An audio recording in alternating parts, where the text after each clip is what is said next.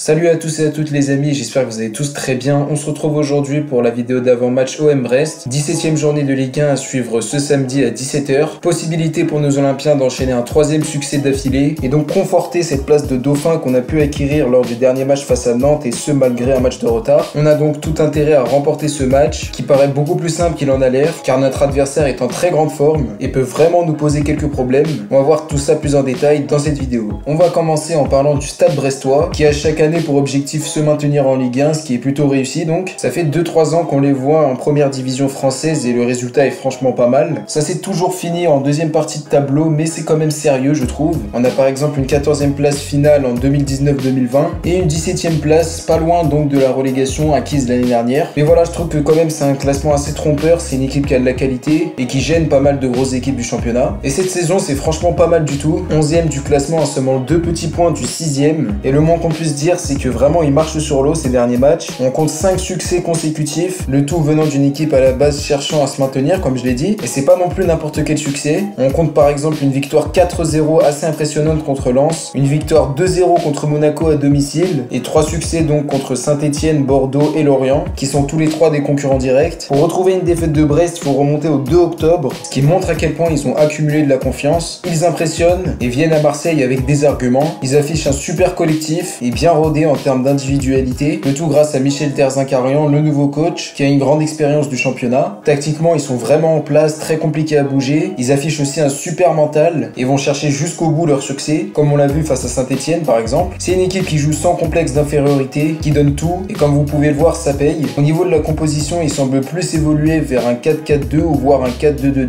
Les joueurs que je trouve vraiment pas mal de leur côté sont tout d'abord Gauthier Larsonneur, le gardien, peut-être l'un des meilleurs portiers du championnat et capable de sortir de très gros matchs. Le jeune milieu de terrain de 19 ans, Lucien Ngoumet, prêté par l'Inter et qui réussit un bon début de championnat dans ce milieu de terrain. Jérémy Ledouaron qui en est déjà à 5 buts et une passe décisive. Il est aussi bien accompagné par Steve Mounier qui en est lui à 4 buts et une passe décisive. Une attaque vraiment bonne dans les duels aériens aussi et qui compte beaucoup de buts de la tête, un point où on n'excelle pas beaucoup. Et enfin pour moi le meilleur joueur de cette équipe c'est Romain Fèvre, le milieu offensif qui en est déjà à 6 buts et 5 passes décisives. On en est presque à la moitié du championnat et sachez qu'il a mis autant de buts que la saison passée, ce qui montre à quel point il fait sa saison. Vraiment excellent depuis le début de saison, ça va être compliqué de jouer contre lui et même contre toute l'équipe bien sûr. En conclusion, c'est une équipe où le danger peut vraiment venir de partout et qui va pas hésiter à venir pour chercher les 3 points. Ça m'étonnerait de les voir faire de la figuration et c'est donc à nous de vraiment les prendre au sérieux. De notre côté maintenant, il y a pas mal de choses à dire, un bilan plutôt contrasté. Après cette énième élimination en Europe, on attendait une réaction de l'équipe. Face à l'Estac, le résultat était là mais le contenu était vraiment mauvais en général. C'était fade, ennuyant, beaucoup trop brouillon, insuffisant venant de l'équipe coachée par Sampaoli et qui montrait beaucoup plus de difficultés par rapport au début d'exercice, mais il semble y avoir eu une petite réaction face à Nantes. On vient remporter ce match 1-0 grâce à un but de Gerson, ce qui va lui faire du bien aussi. Une rencontre maîtrisée et qui ressemblait à quelque chose tactiquement parlant, c'était en tout cas beaucoup mieux que face à 3, même s'il faut dire qu'on a été en supériorité numérique pendant plus de 60 minutes. Je pense donc pas que c'est la prestation du siècle, mais ça va redonner confiance à l'effectif qui néanmoins est 2e au classement et qui aura pour but de creuser l'écart. On en est franchement capable si on arrive à répéter la même chose que face à Nantes. On est supérieur sur le papier et je pense qu'on reste favori malgré le bel état de forme de notre adversaire. L'équipe se doit de prendre ce match au sérieux et de ne pas se mettre en difficulté inutilement. À l'attaque aussi d'être un peu plus réaliste. Dommage face aux Canaries qu'on n'ait pas réussi un petit peu à creuser l'écart alors qu'on en avait vraiment l'occasion. C'est à l'équipe de faire le travail comme il se doit et qui en est capable grâce à ces joueurs qui reprennent confiance. On pense notamment à des joueurs un petit peu plus écartés comme Gerson et Harit qui ont délivré de très gros matchs. À l'équipe de poursuivre cette belle série. On va maintenant passer à la compo que j'aimerais voir alignée donc, et je vais partir en 3-3-1-3, donc exactement le même dispositif qu'on a mis en place face à Nantes. Pour mon gardien de but, bien sûr, Pau Lopez,